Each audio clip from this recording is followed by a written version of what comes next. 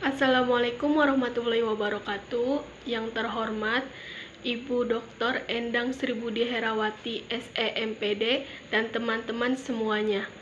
Sebelumnya, izinkan saya untuk memperkenalkan diri terlebih dahulu. Perkenalkan, nama saya Ropiko, NIM 0503201024 dari Fakultas Keguruan dan Ilmu Pendidikan, Prodi Pendidikan Bimbingan dan Konseling, Universitas Nahdlatul Ulama Cirebon. Pada kesempatan kali ini, saya akan membahas materi tentang kompetensi guru untuk memenuhi tugas mata kuliah Etika dan Profesi Pendidik yang diampu oleh Ibu Dr. Endang Sribudi Herawati, SEMPD. Oke, langsung saja. Kompetensi merupakan seperangkat penguasaan kemampuan, keterampilan, nilai dan sikap yang harus dimiliki, dihayati, dan dikuasai guru yang bersumber dari pendidikan, pelatihan, dan pengalamannya sehingga dapat menjalankan tugas mengajarnya secara profesional. Kompetensi guru dapat diartikan sebagai kemampuan ataupun kecakapan seorang guru berupa pengetahuan, keterampilan, sikap, dan nilai-nilai yang diperoleh melalui pendidikan dan pelatihan sehingga dapat melaksanakan tugasnya dengan baik. Berdasarkan Undang-Undang Nomor 14 Tahun 2005, Pasal 10 Ayat 1 yang berbunyi, kompetensi guru sebagaimana dimaksud dalam Pasal 8 meliputi kompetensi pedagogik, kompetensi kepribadian, kompetensi sosial, dan kompetensi profesional yang diperoleh melalui pendidikan profesi. Oke, kita bahas yang pertama, ada kompetensi pedagogik. Kompetensi pedagogik merupakan kemampuan pemahaman terhadap peserta didik, perancangan dan pelaksanaan pembelajaran, evaluasi hasil belajar, dan pengembangan peserta didik untuk mengaktualisasikan berbagai potensi yang dimilikinya.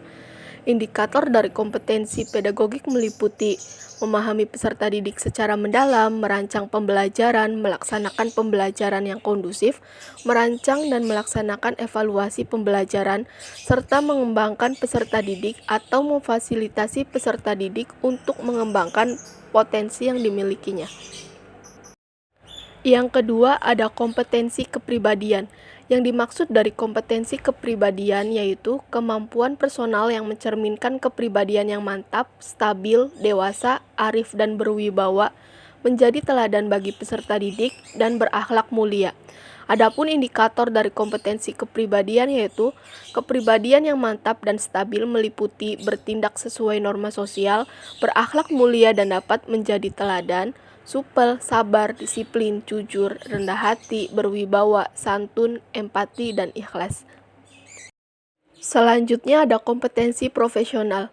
Kompetensi profesional merupakan penguasaan materi pembelajaran secara luas dan mendalam yang mencakup penguasaan materi kurikulum mata pelajaran di sekolah dan substansi keilmuan yang menaungi materinya, serta penguasaan terhadap struktur dan metodologi keilmuannya.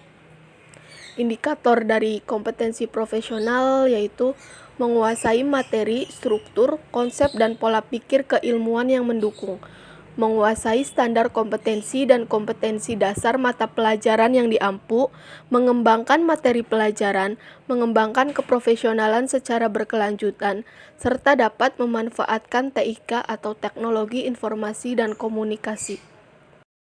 Dan yang terakhir ada kompetensi sosial. Kompetensi sosial dapat diartikan sebagai kemampuan guru untuk berkomunikasi dan bergaul secara efektif dengan peserta didik, tenaga kependidikan, orang tua atau wali peserta didik, dan masyarakat sekitar. Indikator dari kompetensi sosial meliputi bersikap inklusif, bertindak objektif, serta tidak diskriminatif, berkomunikasi secara efektif, empatik, dan santun dengan sesama pendidik, tenaga kependidikan, orang tua, dan masyarakat, serta beradaptasi di tempat bertugas di seluruh Indonesia yang memiliki keanekaragaman budaya. Berikut contoh dari 4 kompetensi yang harus dimiliki oleh guru. Yang pertama, contoh kompetensi pedagogik.